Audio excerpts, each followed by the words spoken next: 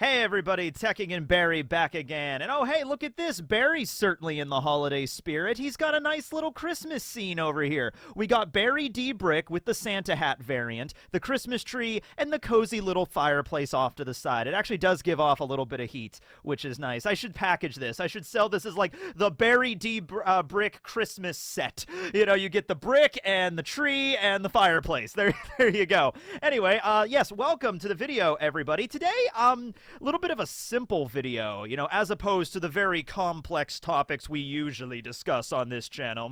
Yes, remember the video I made about each of the Straw Hat's favorite ice cream flavors? Oh yeah, that was a complicated topic. We really needed to go deep on that one. No, today we're talking about Luffy's hero complex. It's the best way I can really describe it. I don't actually know if it is a hero complex. I actually think hero complex would probably imply the person thinks of themselves as a hero, but they're really not, in the same way that, like, okay, like Light Yagami from Death Note, he definitely had a god complex, right? So he thought himself to be a god, but he really wasn't. So probably not the correct way to use that term. But at any rate, the way that Luffy views this, and this is something that really didn't pop up in the story until, like, Fishman Island. So this was, like, well into the manga. This was, like, right after the time skip. Basically what happened was when they were explaining the whole situation to Luffy about Horty Jones and the new Fishman Pirates and all the situations, the complex political intrigue with Fishman Island with the rest of the world. Basically, of course, it boils down to, like, Luffy, you need to defeat this really powerful enemy.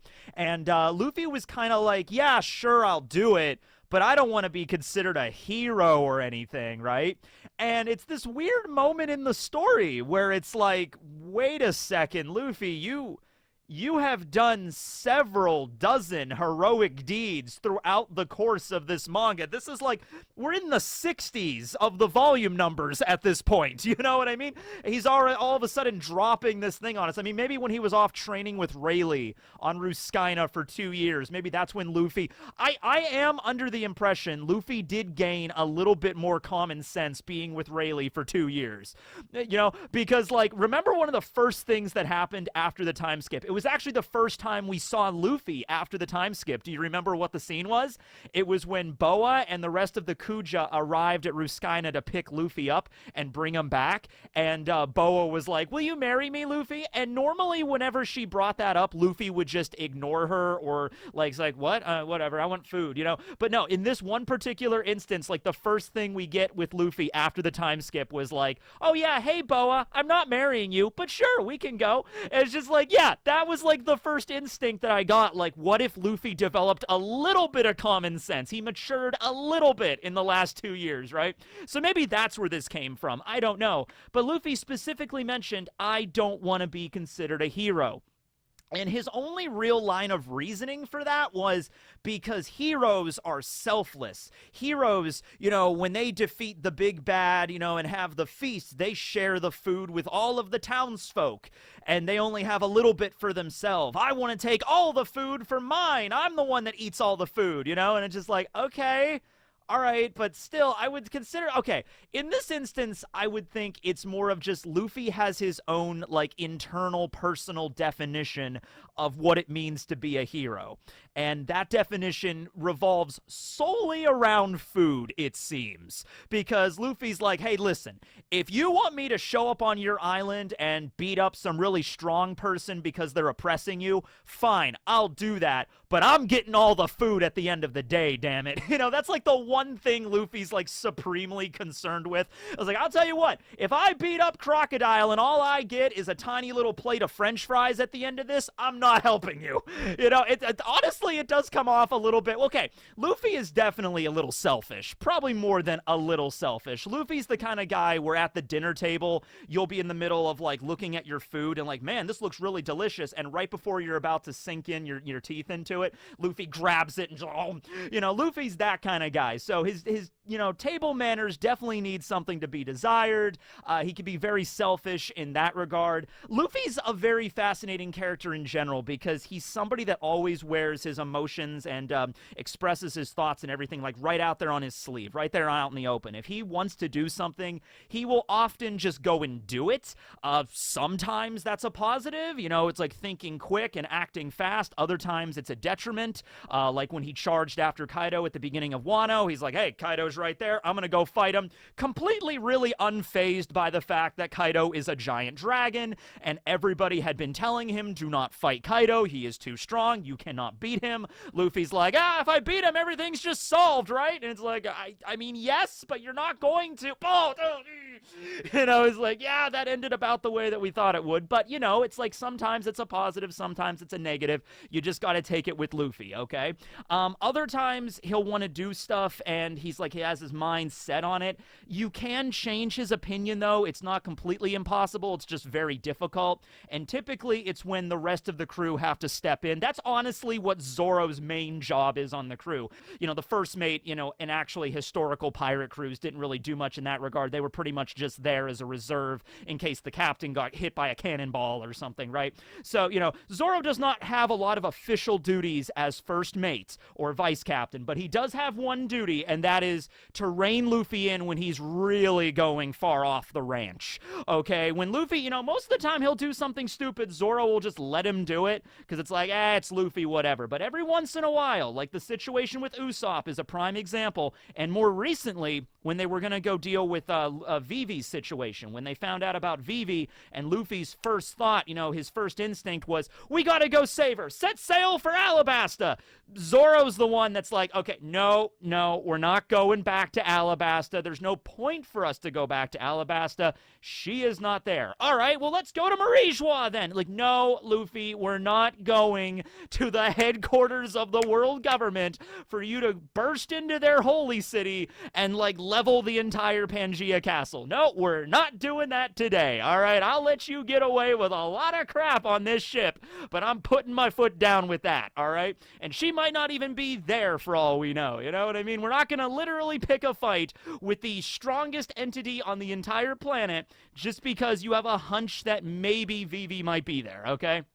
So, in that regard, it is possible to rein Luffy back in, okay? So, he's that kind of guy, all right? And a lot of times you get the impression he says things before he actually thinks about it.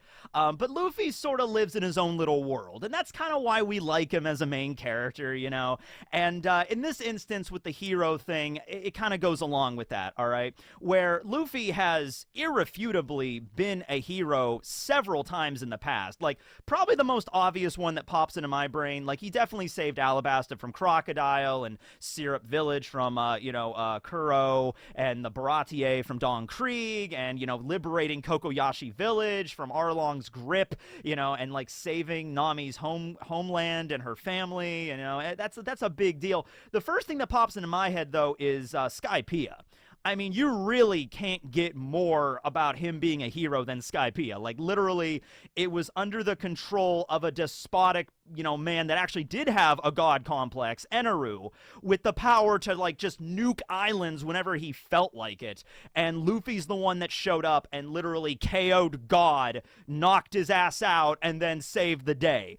All right? Now, I guess he didn't save the day because, Skypiea Angel Island was still nuked in the process. But, he mitigated the damage as much as possible. Okay, so Luffy is definitely lauded as a hero in the sky to the point where they actually opened up a rubber band themed amusement park in Skypiea. That's actually canon.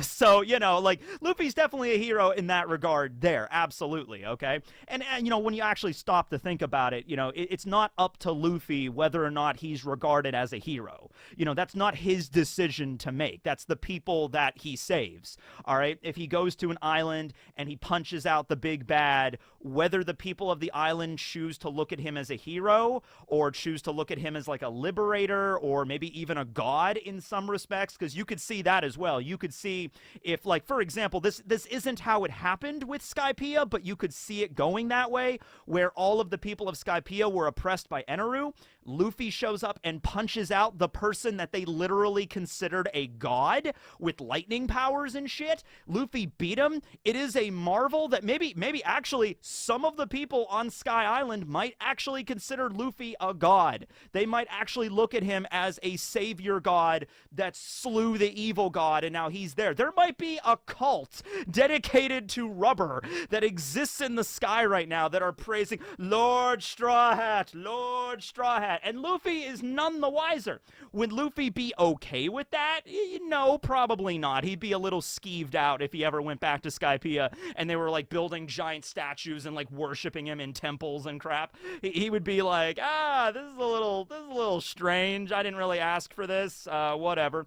But also at the same time, you could kind of see Luffy being like, hey, I don't care if you do that. I'm not going to change, I'm not going to do what you want me to do just because you're worshiping me as a god, though. That's on you. I'm still going to be over here doing my own thing. You know what I mean? So, yeah, that didn't actually happen, but you could see how that could happen, right? Okay, absolutely. It really, I think, just comes down to the idea that Luffy is somebody that really vies for freedom, okay? And that freedom includes freedom in the sense of, like, going off on adventures and, casting away the chains of the restrictions of, like, the world government and the Tenryubito, being a pirate in the same piratey way that Shanks and Roger was before him.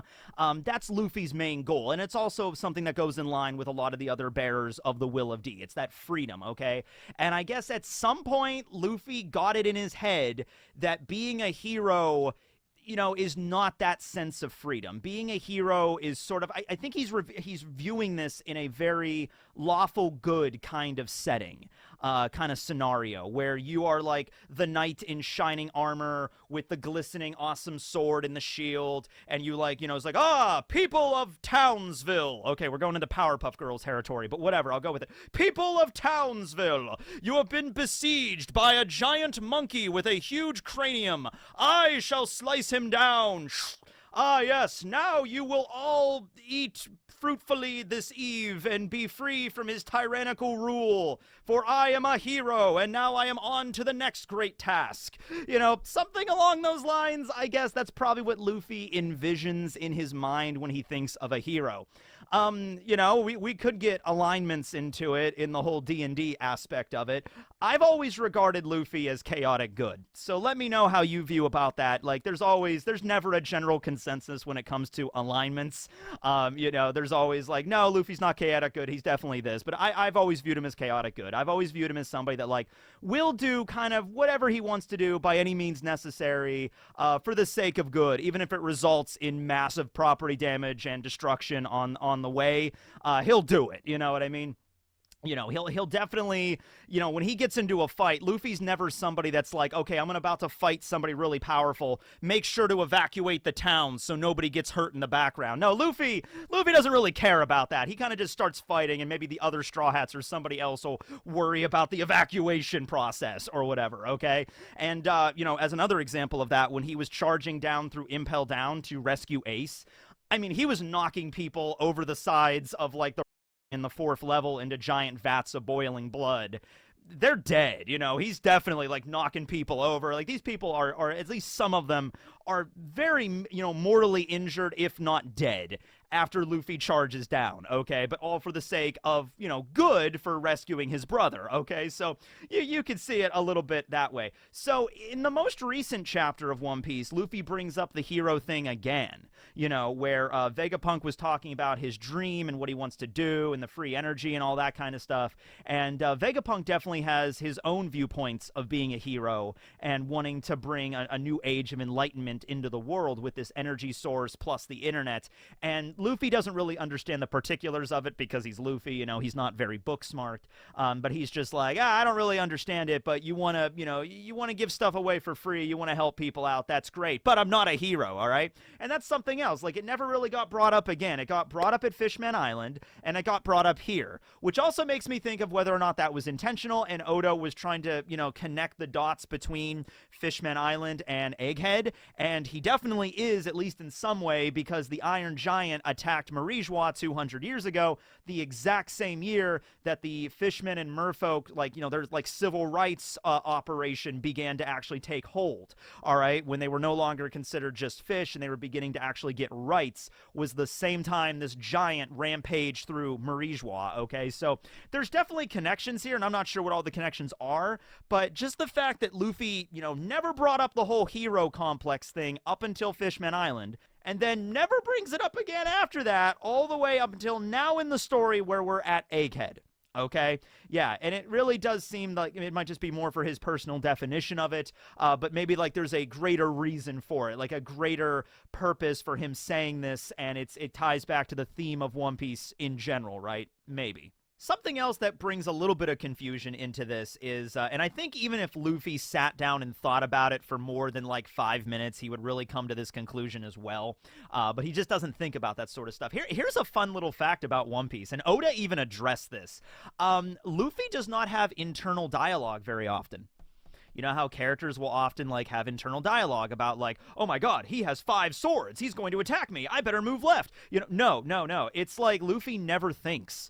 And somebody even, you know, noticed this in the story and sent an SBS over to Oda, and Oda responded with basically like, yeah, Luffy's just not that kind of character. He's not the kind of character that sits there and, like, I'm about to attack a giant dragon. Now, he can fire lasers, so what I should do is use my Gumu Gumu no balloon to bounce the laser back at him using my armament hockey, and then I'll use conquerors with armament in order to attack him when his guard's down. Yeah, that'll work. That's not how Luffy thinks. That's a lot of other characters do that. Law does that, you know? Luffy doesn't need to do that, all right? So he doesn't think a lot about things. He pretty much just arrives at a conclusion and just goes, all right? But if you actually sit down to think about it, Luffy really cares about freedom. So a lot of times, whenever they arrive at an island and there's some, you know, big bad that's trying to steal away the freedoms of the people, like Crocodile did at Alabasta, like Eneru did at Skypiea, like Doflamingo did at Dressrosa, that is the quickest way to really piss Luffy off. That is the quickest way to get on Monkey D. Luffy's shit list, okay? It's just like, you are taking away freedom from other people. I am vehemently against that. Almost not even like on the surface. Like that is like something like Luffy's core nature. Maybe something that ties back to just the fact he has the will of D. That is something that anybody that bears the will of D has this sense for freedom in some way. And if it's taken away from others, it just really irritates them, okay? And just enrages them. And that's why Luffy fights. Also, it's because Luffy has a really high stock in his own friends. So when he meets somebody and they genuinely become friends, Luffy does not treat that friendship lightly. He does not treat it as just like, whatever, we're friends. Maybe once in a while we'll hang out or something, right? And then he goes away and you never hear from him again, okay? Luffy takes that very seriously. Even if it's a friend that he's met and he hasn't seen in forever, like Vivi, those friendships kind of last forever in Luffy's mind. Those are actually part of Luffy's treasure, I think, at the end of the day.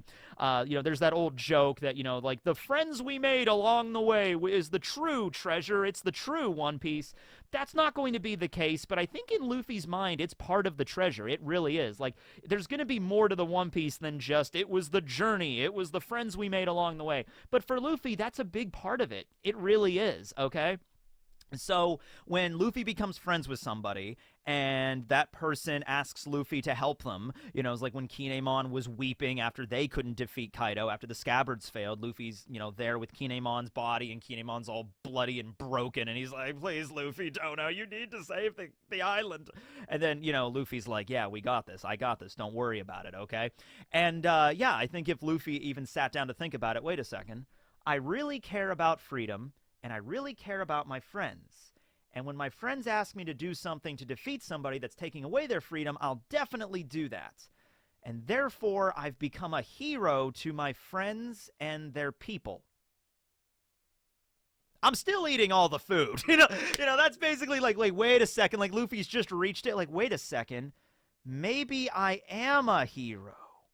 Nope, I'm a pirate. Give me the meat. You know, that's really the common denominator here, really. I don't think you have to think too far into it, which is, I don't even know why I'm making this video at this point. But I did want to address it, because it's always been something in the story that's been a little off to me. And it also is a good jumping off point to just talk about Luffy's, you know, personality a little bit, which is something we don't usually dive into in this story. But Luffy... Would you consider, here's a question, would you consider Luffy a complex character? Because that's the thing. It's like, he's very straightforward, and he's so straightforward to the point where he doesn't even have internal dialogue most of the time. You have to start to second guess yourself of whether or not, like, he's so straightforward, he therefore is very complex. Or could it just be the exact opposite, where Oda's like, no, he's really not all that complex.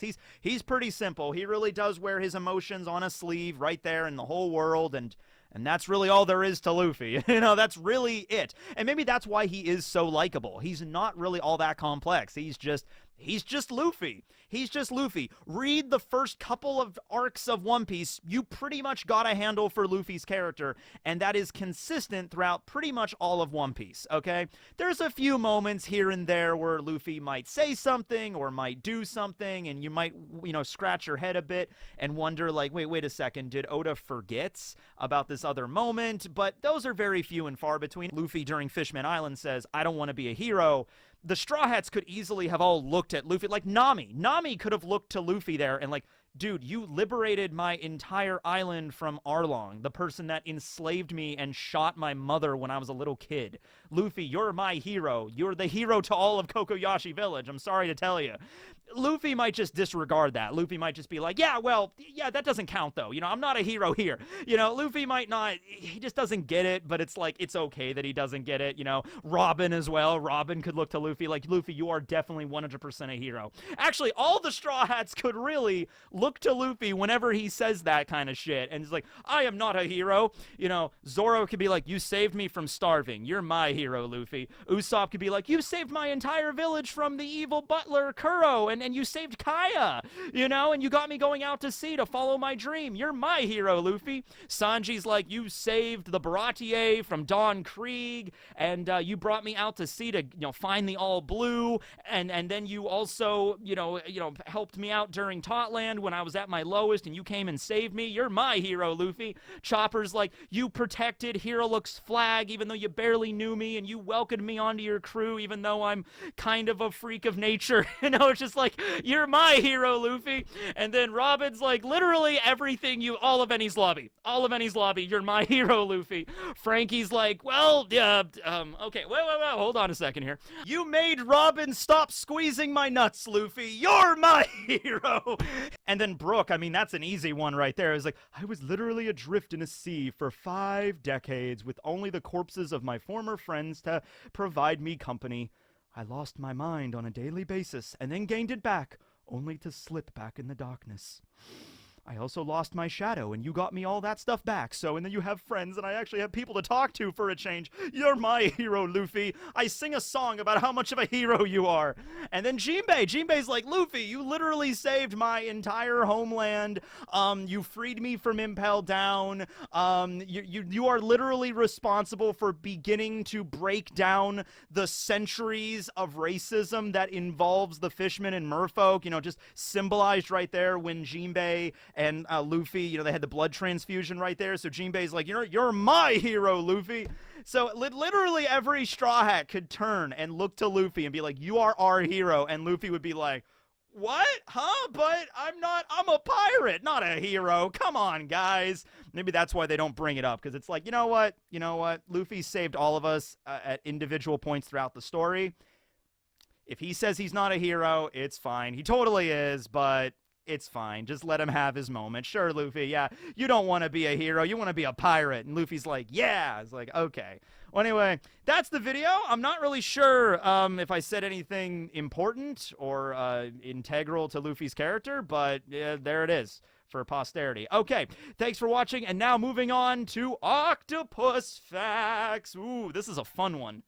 Today, we are talking about the Dumbo octopus. Yes, this guy right here. Named, of course, after the famous Yu-Gi-Oh card Flying Elephant, which of course is based off of the Disney character of Dumbo, okay? The elephant with the giant ears that could fly. I don't know. I never watched Dumbo. I haven't seen a good chunk of Disney movies, honestly. But anyway, yeah, the Dumbo octopus, though, very fascinating creature. Pretty much can be found all over the world. It's just the genus, so there's actually 17 individual species of the Dumbo octopus. They live typically 3 to 5 years. They could be found all the way from like the Northeast Atlantic all the way down to the Southern Pacific. Pacific, pretty much every section of the Pacific they can be found in. The fascinating thing is there was another octopus that I mentioned on this channel. I think it might have been the Great Pacific Octopus, where I said it was the deepest surviving octopus, or one of the ones that lived at the deepest depths of the ocean in the bathypelagic zone. Well, in actuality, this octopus right here, the Dumbo octopus, is